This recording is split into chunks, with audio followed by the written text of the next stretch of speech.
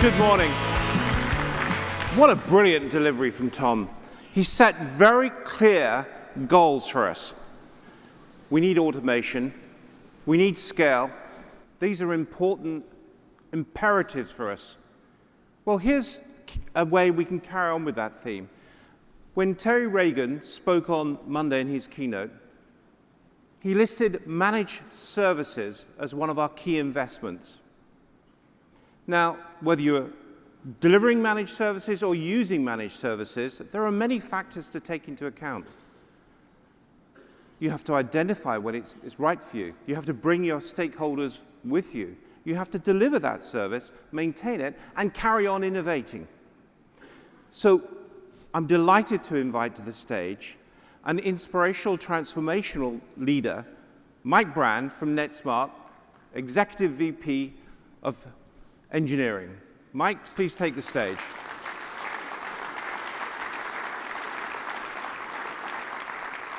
Let's also bring back John Paladino, Head of Client Services. And someone who may be new to you, Peter Cutts, please join us, our General Manager for Managed Services globally.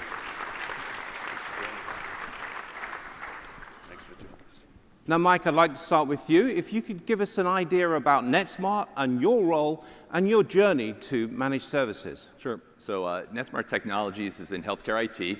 Our niche is a little different than what you generally would think of with healthcare IT. We focus on mental health services, behavioral health, substance use treatment, and our clients are across the country.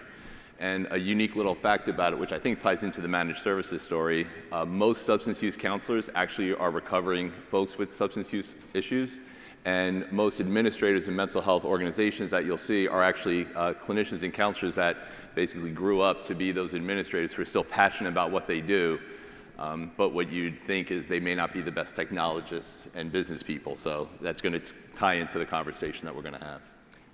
And there's a map that shows the kind of coverage you've got. That's amazing. It does. Yeah. So tell us, what started you on your journey to managed services? So this is a footprint of all of our clients across the country. So we have hundreds, thousands of clients. And working with InterSystems Technologies, we have thousands of instances of Iris and Cache. But what started on the journey is, as I said, these folks, our clients that we would work with, they really wanted our help in how to maximize the use of our technology, and they really challenged us to say, who better to maximize the use of it than you? So they really challenged us to really provide that service to them so they could focus on care and treatment. And that's really what started us as an organization to provide managed services to our clients. Thank you, Mike. The way I remember it is you asked us to host it, and we said no, we weren't ready. Well, that's also true. It's funny, John and I joke about that a lot. In that same vein, so I both provide and I also consume managed services from many vendors and partners, and I did challenge John many years ago, and I think this is my challenge to all of you. Who better to really tune the InterSystems system than InterSystems? So I really wanted their help. You inspired us. I inspired you. Tell us about that inspiration, John. Well, we actually started hosting customers in 2007 in Chile because it was an urgent need and there was no alternative. That's where we started learning about what managed services was all about. But I think at the time you were starting this journey, we weren't really there, but we are now, and we've brought Peter on board. We'll introduce Peter in just a second, because we're really investing in this area. Right. But you led the way. Yeah, I don't know about that. I think it was just a different, I looked at it through a different lens because we were on this journey many years ago. Again, our clients challenged us, and it was really just the realization that I wanted at Netsmart, I also lead our engineering team. So I lead our technology team, I lead our support team, and for years I actually led our consulting division as well. So I look at technology more around how to provide value more than anything as opposed to maybe a tinkerer. And my conversations with John were, I had people focusing on making sure we got the most out of the InterSystems technology. And John and they're great partners with that. They helped us out all the time. But this was that next turn of, I actually want you to do it for me instead of helping me, and it's a different lens. It was kind of like what we heard yesterday with Epic. By working together, we made changes in the product that helped you, and we learned from your experience, and those lessons really helped everyone here. Right. I mean, everybody who saw the presentation yesterday from Peter, I'm sure he's in here somewhere. I mean, I was incredibly impressed. I'm sure everybody else was. I don't know how many organizations out there can afford to hire a Peter or even find a Peter. I don't have a Peter. I'd love to have a Peter on my team. But with InterSystems, there's a lot of Peters at InterSystems organizations. And it's a good example of we're in it together. Right? Exactly. Exactly. And speaking of Peter, there's a Peter here. Yeah, let's get should Peter probably in. introduce you, Peter. No worries.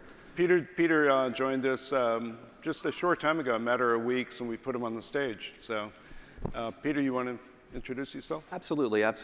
Peter Cutts, and I'm the general manager of the managed services team here at InterSystems. But to give you a little background, just to kind of why this fits so well and what drew me to InterSystems, because again, 4 weeks and on stage. I mean, I'm excited about that. But to give you the background, I started in technology very young, loved computers and used them forever, and dove right into product companies. And so I spent my life really, at the first part, go to market, helping clients understand some new products as we introduced them, then really went into services because seeing that there was an opportunity in the services area to take those products and accelerate them into the environment, get value faster, and that was missing from a lot of our product companies across like Cisco, EMC, Dell Technologies, and just VirtuStream and cloud hosting, so across those companies. And so from there, I actually went into developing software, running thousands of engineers globally, running software releases, and again, the key piece was making sure that having services ready at the time and able to help clients accelerate that value and then manage that life cycle and drive it was a differentiator and something that I did for quite a bit of time and growth. From there, I dove into the managed services side by looking at the new opportunities, as you saw, cloud obviously, just rocket shipping and the transformation going on, and spent about 10 years actually helping clients do either data center modernizations, migrations to cloud, but also digital projects, because the big things are obviously large-scale transformations, but the small projects like we saw about medical devices and, as an example, helping a theme park operator quite locally here, who you might know, get better ride availability. And again, at the cross and intersection of product, think about software development, think about the services around it, the ongoing life cycle of that, and you deliver a better experience, safety within a hospital by being able to do crash cart and thinking about detection, fall detection, so you don't have to have somebody sitting in a room. All of these things are digital projects. And so back to why InterSystems, it's that intersection of product, services, technology, and of course the end result, which is the value to all of you in helping you get there faster. So thank you, Peter. So that a business context to all of that, outcomes. So I'd like to come back to Mike. Mike, tell us, how did it change your business and how did you bring the people with you to make that happen, make it a reality? Yeah, with my role at the time, we were really pushing the managed services. As I said, I led the consulting division for years. But my foundation, my background was really still in engineering. So I started as a software developer, building products, deploying products, and really finding a way to iterate and improve and always make those products become better for my clients in an iterative fashion. When I ran consulting, I had the same mindset. I'm not going to change who I am. And with consulting, it was how do we start with the foundation and iterate and get the solution out there, make sure it's deployed, it's successful, and then same thing, iterate and grow. Well, what happens a lot when you go live with the system, that iteration becomes a challenge. So that was that next turn of, and our clients were asking for that help, so providing that iterative value through a service organization. Now, how do you bring your clients with you as a provider? Clients were challenging me, so I would be meeting with them. You meet with a regular basis, identify their strategies, where they're going, how do they achieve their goals. But I'm also a consumer of managed services. Really, I live in both worlds. And with that, you really, if you think about the teams you have running those operations today, what are you doing as an executive or as a leader? You're really making sure that team is actioning your strategic goals and achieving your strategic goals. Well, it's no different than if you work with a trusted partner. So if they're truly a trusted partner, which we all, that's why we're here, they're going to sit at the table with you and achieve your goals. So it's really just realizing you don't have to own those resources. You actually can get better resources working with somebody else, but you have to then be able to educate and coach them on what you need. And once you're able to do that effectively, you're going to get far better outcomes. And that's really the trick, is understanding your role is to really bring them with you, but educating them just like you'd educate your own team. There's really no difference. John, you live and breathe partnership. What are the questions that our partners are asking about our managed services? Well, it's interesting. So we have grown to over 100 customers that we're hosting either in our data centers worldwide or public cloud worldwide. And they've come to us for reasons of security. Everybody here is terrified of a security event happening. We have to deal with that. That's going to be an increasing challenge.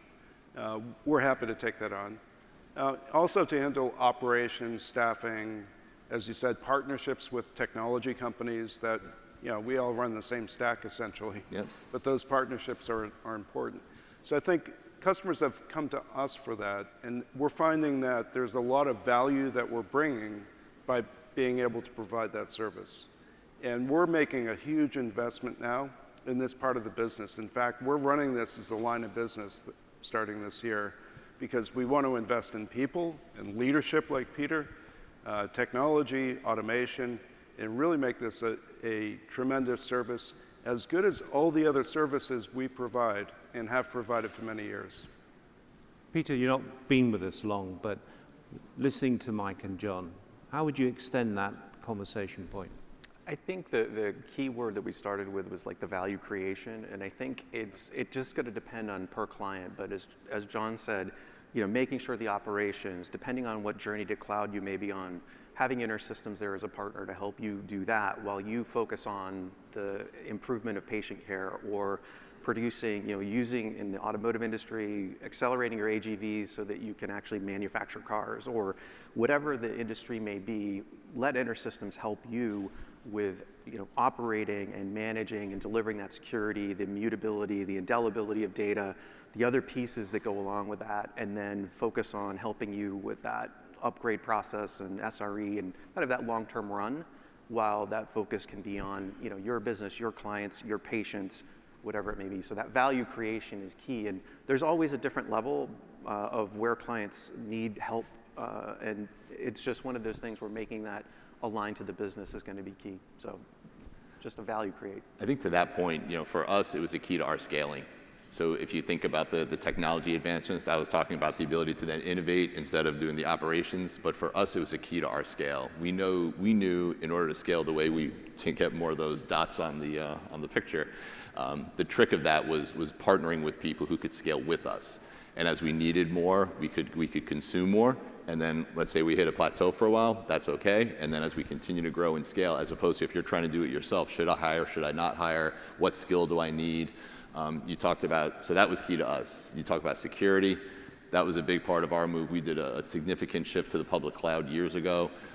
That was all because of scale and making sure that our operational expenditures and operational value was more linear with our revenue as opposed to a CapEx kind of model.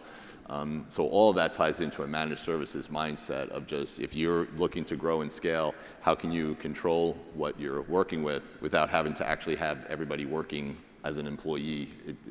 Those two things don't necessarily connect, and I think a lot of people sometimes get stuck in that quandary that really doesn't exist. Yeah, and as we partnered and learned and improved the product to make you more successful, right, now we're doing the same thing for ourselves. Absolutely. Right? Input, thinking about how, as we are the biggest client of, Iris and the product and all the product teams around InterSystems, all of those components we're feeding in requirements to make sure that we're aligned on how it goes. And again, that will also help other managed services providers who are building technology on top of our InterSystems portfolio. So it's a leverage model that helps everybody, and again, great to help elevate that. Yeah, it drives efficiency for everyone. Yes. On-prem, our I'm saying, clouds. I'm smirking because even if folks here don't consume managed services from you, you're all going to reap the benefits of it. Because even my own organization, we do RCM, we do BPO, we do application managed services. Our application has gotten better because of that. Our billing engineering has gotten better because of that. Because they become, basically your managed services is going to be your biggest customer of your IT. And they're going to challenge you. He's going to be your biggest customer, making you be better. And that's going to benefit all of us. So it ends up being a win regardless. An example of a common problem I think we all have. We all have data sitting there that nobody's ever going to touch again, right? That's a common problem. And talking to development about how we can address that, is a great conversation. Yeah, and I think some of the product teams will talk about it, but I've already met with the leaders and we've talked about that and how we can obviously make things more efficient over time. And again, those type of inputs will help. Because as you get into, public cloud is great, it's phenomenal, and everybody goes there, but capacity and other things can be overwhelming from a cost perspective if not managed well. Correct. So, and that's where, again, having the expertise of being able to operate our own technology and deliver that experience is really game changing. So it helps our clients and everybody in the room benefit over time. As a client, so. I'm excited about it. You talk about the public cloud. Anybody who's made that move, that's a consumption model. So you pay for what you use.